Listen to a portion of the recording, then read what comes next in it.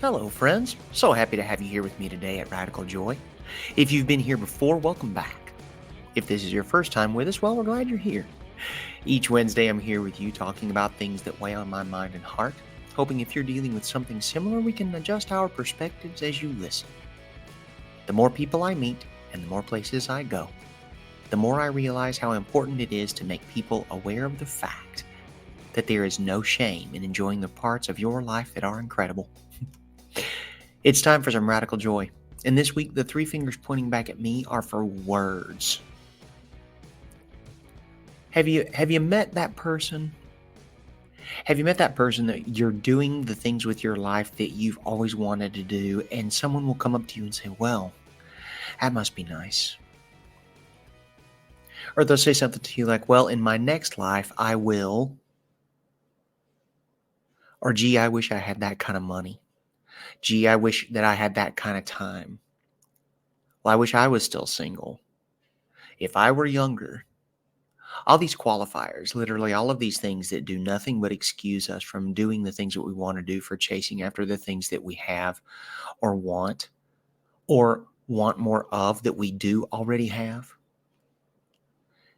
It's crazy to me to look at the way things boil down. And it's interesting because now that we live so much of our lives online, we've got a lot of social media presence for just about everybody in the world.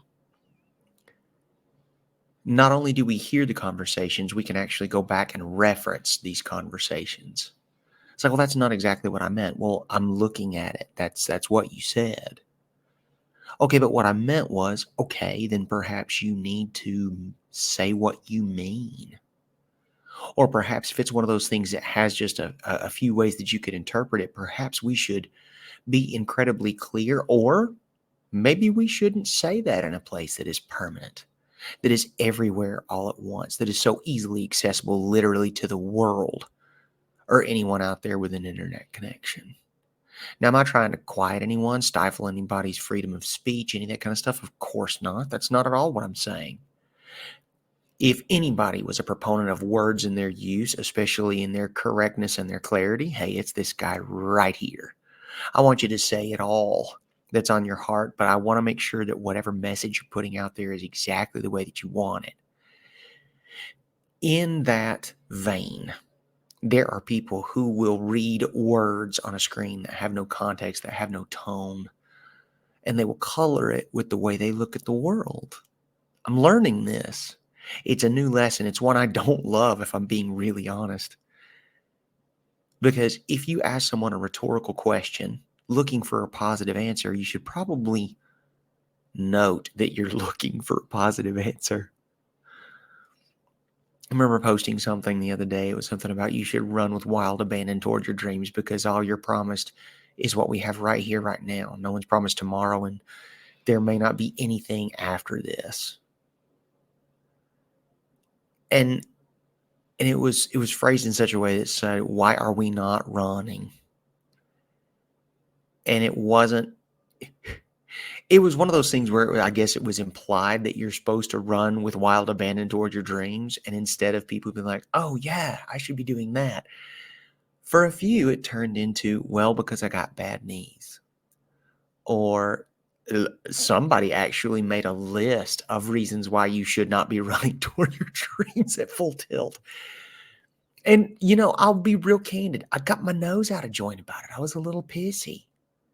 I was like, clearly, if you've been here for more than 4 minutes, read the room. This is not me asking why people don't. Please don't answer the question as if it were a homework assignment and giving me reasons not to run with wild abandon toward my dreams, goals, hopes, aspirations. And then I have to realize not everybody's built the way that I'm thinking. Some people do see it as an assignment. And I'm just like, context is so important. Reading the room is so important. It's so funny to me to watch the way that some people will react to the stimuli in their lives.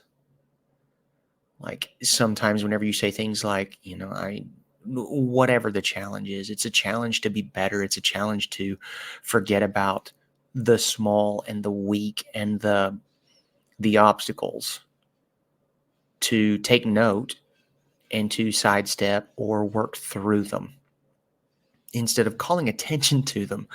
I don't think many of us have a lot of problem with identifying the obstacles in our lives. I think that what we have a problem with doing, pardon me, is finding the motivation to work through them. That's a lot of effort in some instances. And I know that. And I want to make sure that I say that out loud and give that the gravity it deserves. There are a lot of people dealing with a lot of things. I'm like, okay, yes, I see that.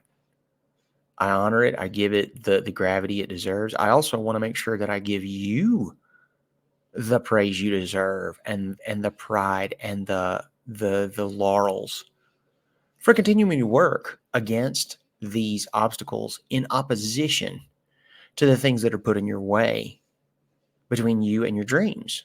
It's like, okay, great. And it's just always so funny to me to watch how people will want to be their own obstacles.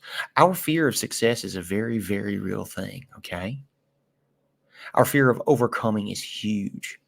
A lot of things in my life come up, and the indicator I know, if you will pardon my coarse simile here, it's like I have dipped my scrotum in ice water. If you ever do a cold plunge, like after you've gone to the sauna and then you get into the cold water because it's supposed to be so good for your immunity and your recovery and things like that, the male anatomy responds unfavorably to those kinds of things. And mine do exactly the same thing whenever something uncomfortable with an overtone of enormous growth cross my path. Okay. So I have the same biological response, which to me is honestly great. It's almost like, if you're a comic book fan, it's almost like a spider sense. Okay. So if danger's coming towards Spider-Man, he knows it. He has like a premonition that something's coming to get him, that he needs to duck or jump or thwip, whatever, and get out of the way. Same with this. Whenever my elbow skin starts to contract to the bottom of my belly, I know I'm on the right path, because this is a very specific flavor of fear that has a very specific knee-jerk reaction, or I guess elbow reaction in this case, but and I know I'm on the right path. Not everyone responds like that. Not everyone has the luxury of responding like that or feel as though they have that luxury, because they have those who depend on them for certain things. And certain moves require much discussion or pro-con list kind of thing, where an affirmative answer or a new direction needs, it has more than one life that needs to weigh in on it before those kind of things happen. I get it. 100% giving that. Yes. 100%. And then there are those where these decisions need to be made. These perspectives need to be shifted, adjusted, differently focused. And it's interesting to me to watch the way people will make excuses. Maybe it's conditioning, because they don't want to move quickly on decisions, because they're used to making decisions not just for themselves, but also need to take other people's lives into consideration. And then there are times when you can literally look at it and say, that was not necessary. It's not judgment. It's just observation and opinion on what I'm looking at.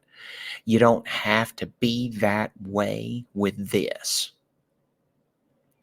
And I think there's a part of me that's getting less and less patient with it the older that I get. That doesn't mean I'm getting impatient with the person. That means I'm getting impatient with that attitude.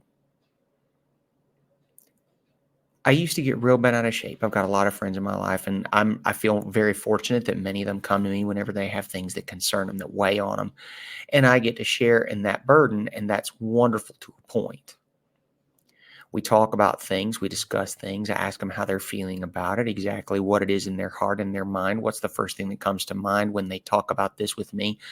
I try to ask all the really important questions so that their reactions will help them guide themselves to the solution. I don't know what the solution is.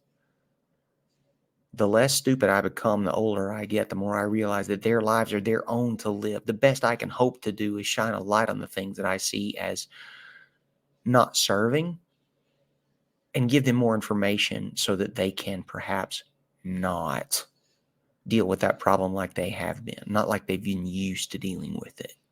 Does that make any kind of sense? Is that clear? Okay. And before, I used to get real twisted about it. Be like, I can't believe you're letting yourself get into something like this. I can't believe you're allowing this person to treat you like this. And I get real worked up about it, like real frothy. And I started kind of asking the question of myself, like, why is this making me so upset? It's like, well, people aren't seeing my people the way I want them to see my people. Like, these people are valuable and they're attractive and they're wonderful and they're intelligent and emotionally evolved and all these kind of things, and they're just treating them poorly. I don't like it. Okay. And then I started realizing that them allowing that behavior from the people who are supposed to be some of the nearest and dearest in their life, if not their pinnacle person, if they allow that, that's their choice.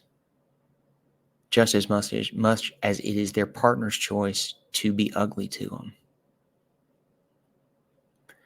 And then it just gets to the point where I'm able to release so much more like that. Because you can tell that person, like, look, you're a whole grown human. Whole grown. You can vote, you can drive, you can rent a car without paying a stipend. You choose this for as long as you let it go on. And then the excuses begin. And here we go back to the words that I'm talking about, like, well, this and that, and they're the mother of my children, and these kinds of things. And all of those can all be true. And you can still want to make things different or better. You can still have expectations of that person to treat you with respect and kindness and love. You can still expect more of your life, both as an individual and as a partner in a team or a family unit. And I think it's so incredibly important to make sure that you don't let those expectations slide. And again, when I say you, it's us, it's we. I got stuff to do. I've got a list of things that I want my life. I think of my eulogy. I think of my obituary. Now, y'all stay with me here. I promise you this isn't going anywhere dark or morbid. It's just the most final thing that I can think of in my very limited imagination when it comes to this kind of situation. What is the most final thing I can envision in my head whenever I want a summation of my life and what I want those bullet points or gold text items to be? It's so important to make sure that you give yourself the value you deserve. Whenever you say these kinds of things, like in my next life, that must be nice, those kinds of things, what you may not realize, and this one I will use a you because I very rarely use this kind of language ever. I'm super mindful of it because I got stuff to do. And whenever I talk about stuff like that, it is limiting language. And I'm not going to be a part of that anymore. All my algorithms on all of my social media feeds have a lot of this stuff kind of coming through it. And it's just so interesting to me to think how your words affect the person you are and what God or the universe or whatever you choose to believe serves up for your next meal. Okay?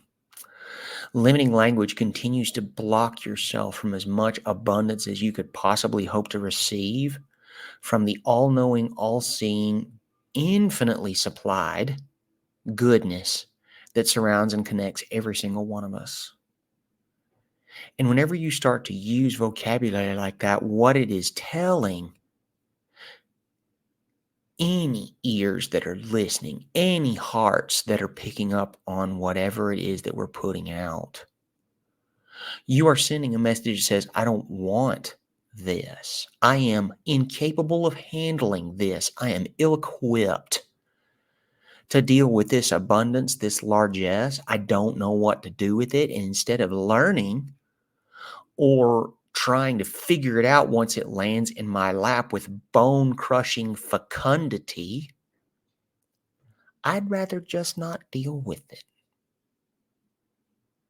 Now, I don't know about y'all. That's not at all who I am. I am a jump and make the wings on the way down kind of guy. I am a yank the vine off the tree and swing over the water kind of guy. Even if the vine is too long, up, I got my feet wet.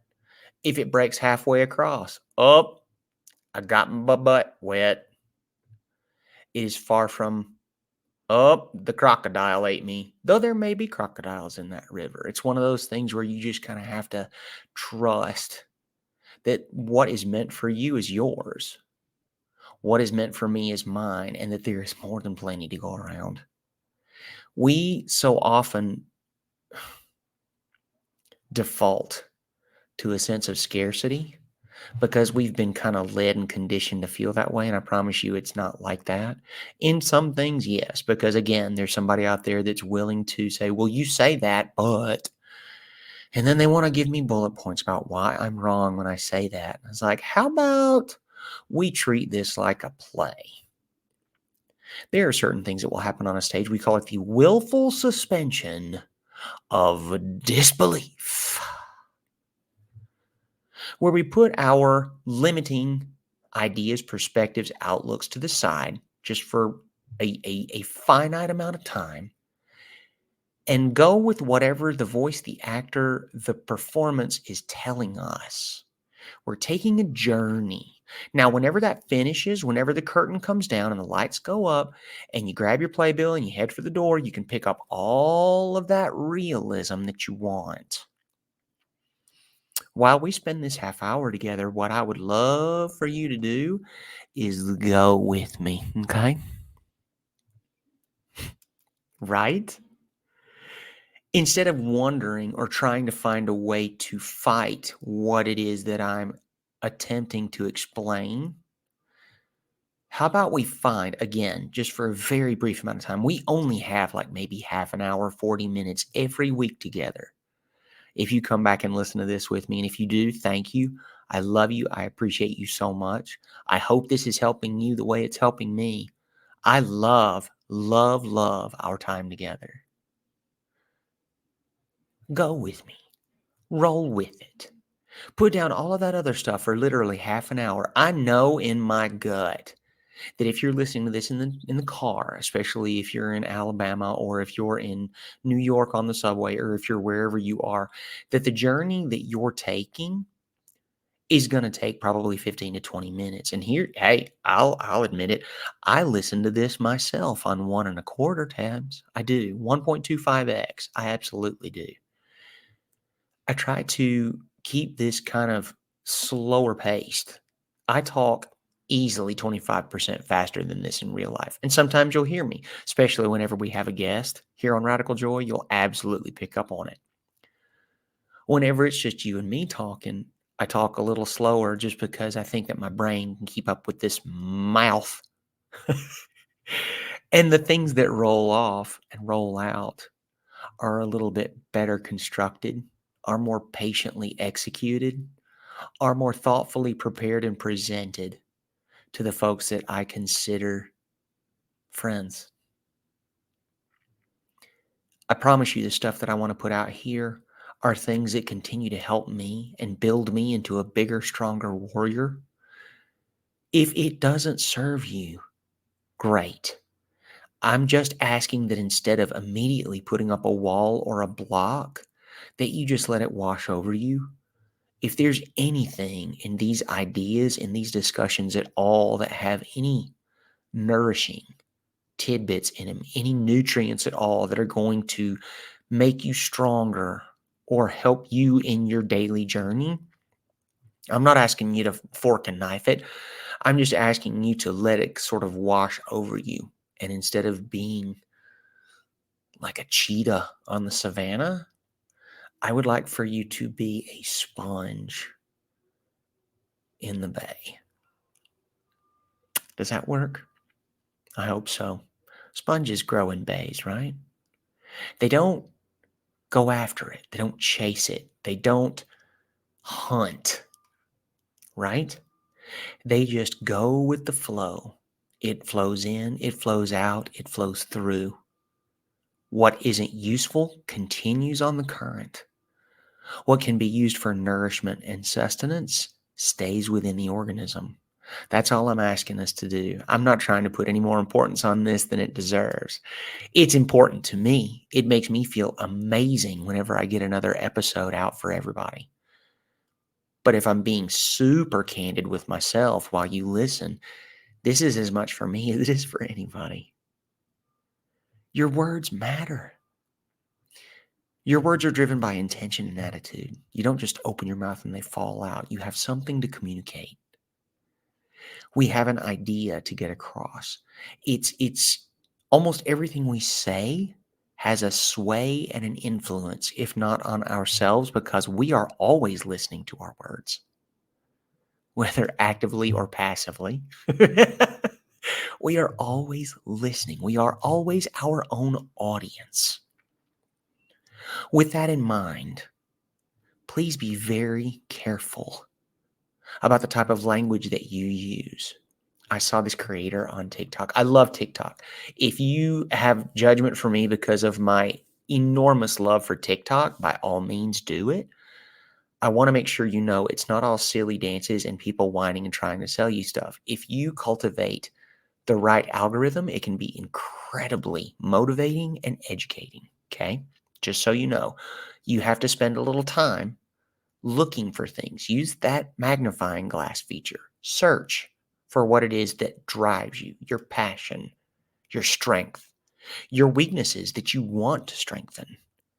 And I promise you that is a wonderful way of doing it. Again, passively, because you're the audience. It's still getting in, even if you're not actively studying.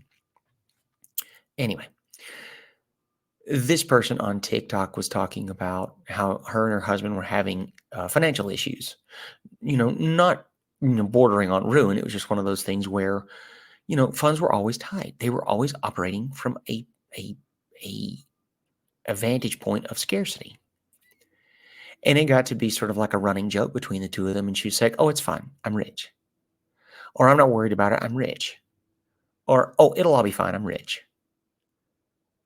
And what started as a joke, as just a quip, an inside kind of a little elbow jab between two partners, eventually manifested itself into reality.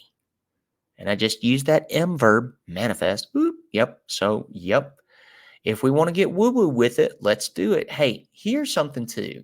For a long time, I used to excuse myself about, I'm not trying to be woo woo. I don't consider myself a woo woo person. It's all woo woo. If you're a person of faith, it's woo woo. I was raised on that. There's still very much a very strong foundation in my own faith with something like that. I have grown to add more to it. And I'm already making people start to bristle. That's not my intention. What I'm saying is that is a wonderful foundation. There are other things we can add to that to build it. There is a connection between all of us. When we work for the good of us all, for the benefit of our community, however we define that, it continues to work in our favor.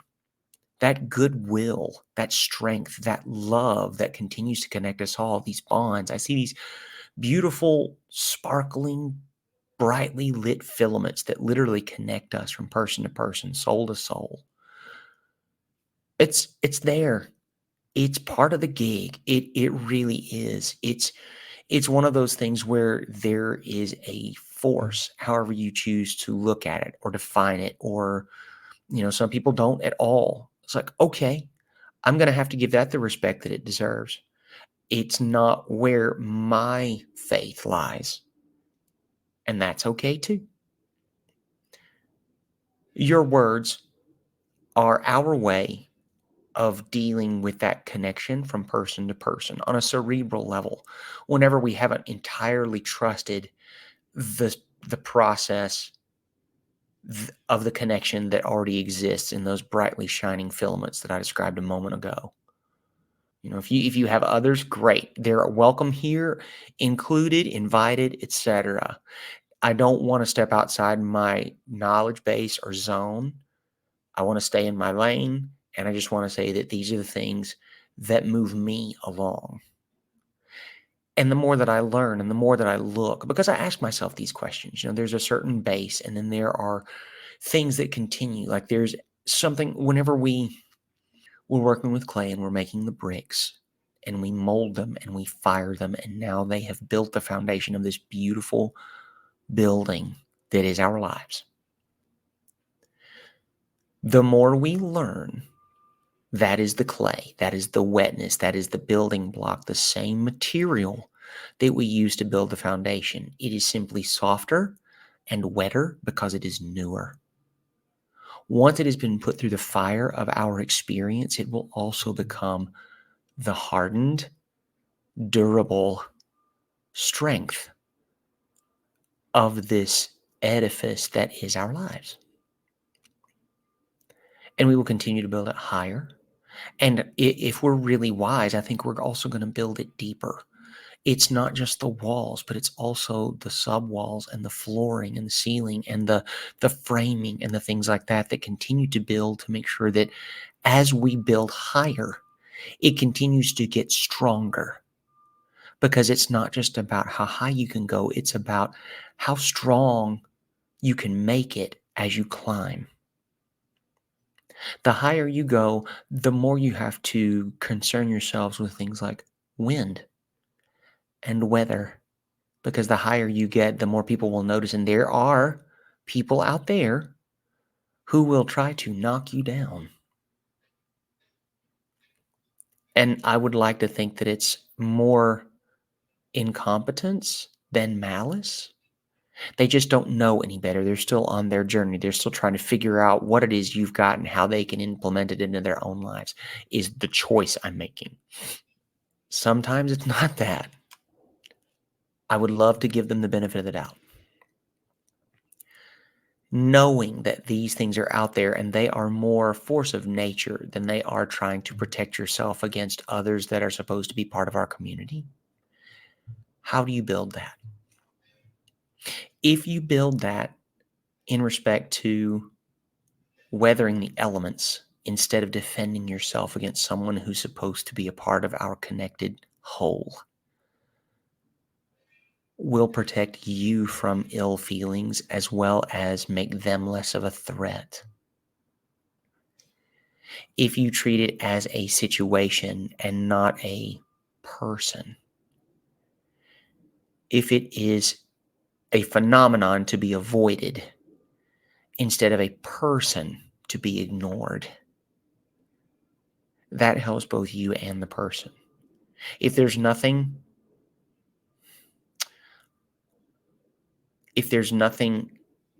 with ill intention aimed at the interloper, if we can even call it that, I don't think that even fits it correctly. We're trying to take the quote unquote evil. No, we're trying to keep the damage at a minimum. And I'd like to think that it is a natural phenomenon instead of a personal vendetta. That way we continue to keep ourselves open to making sure this person can see that we don't retaliate, we defend. And it's not against the person, it's against the situation and the damage that it could do to the building that we're making. It's our masterpiece. It's our temple.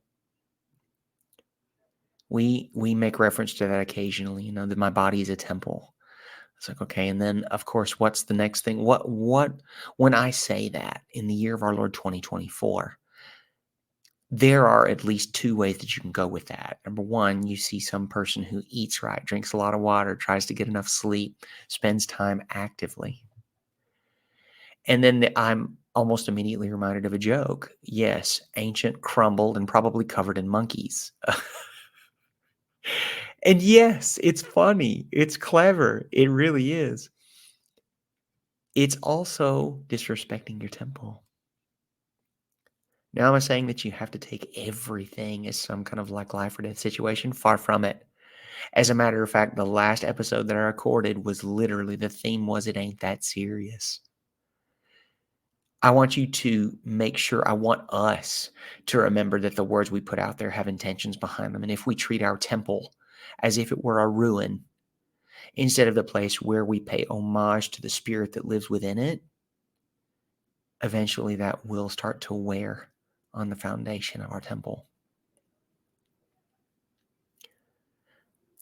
Our words are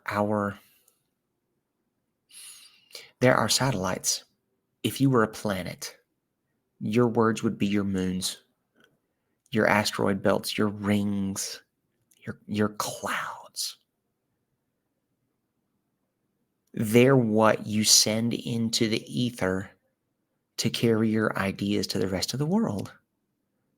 And because that's so important, that communication, that open channel, please make sure that when you do that, it gives the right intention, that you're incredibly clear, and then you continue to give your temple and your planet the respect and the awe that you've built into it. Thank you so much for joining us here today. It's such a pleasure to have you here at Radical Joy. If this is your first episode, welcome. We're thrilled you are here. Thank you so much for tuning in. I know there's a million of these out there. I love that you get to spend some time with us. It means the world. If this isn't your first episode, welcome back. What a wonderful compliment. What a great, grand gift that you've given us with your audience today. Thank you. I'm thrilled you're here. If you've enjoyed today's episode, and I sincerely hope that you have, please leave us a review. Whenever you leave your 5-star review on whatever platform where you're listening, it does enormous help for us here to get the word out, to make sure that other people who may or may not need this message get a chance to hear it, to listen to it, to agree with it, to disagree with it, to be moved to passionate response, I hope. Speaking of, if you're listening right here in your car, on your phone, wherever it is, I hope that something I was able to say with you, to you today, invoked a response so that you got a hell yeah, an amen, or a ooh. Great. Any and all responses, especially one enough to be audible whenever all you're doing is hanging out with yourself and the phone or wherever you're listening. What a gift. Thank you. While you're listening, please make sure to leave us a review. It's an enormous help. Take a screenshot of it. Be sure to send it to us. Make sure we know. I would love to send you some swag from Radical Joy, just so you can have like a sticker or something like that to put on a water bottle or a laptop or a journal, because we're huge on journaling here, as many of you know, if this is not your first episode. So any and all of these things are a huge help to make sure that we continue to move in a great direction together. So as always, thank you so much for joining me today. Whether you're first time or long time, we love you. We're so happy you're here. Have a great week. Love y'all.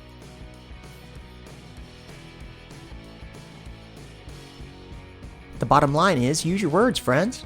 Thank you for joining us again in this moment of radical joy. If this is your first time, we're so happy you're here. Take a moment to check out our archive. See if there's something else that fires you up, rekindles the joy in you. And hey, spread the word if you enjoyed it. We welcome reviews and messages. Let me know what you want to talk about. I rarely run out of things to say.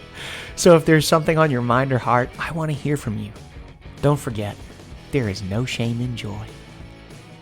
I am not a therapist or a medical professional. If you're experiencing a mental health emergency, please call 911. This content and other content produced by CLW Studios and affiliated partners is not therapy, and nothing in this content indicates a therapeutic relationship. Any opinions of guests on this podcast are their own and do not represent the opinions of James or CLW Studios. Please consult with your therapist or seek one in your area if you're experiencing mental health symptoms. Anything in this podcast is for educational and entertainment purposes only. Learn more about James and CLW Studios. Follow the link in the show notes. Don't forget to leave a review, and hey, we'll send you a sticker. Just send a screenshot and let us know where you want it sent. Have a great week, and we will see you next Wednesday for another dose of radical joy. Love y'all.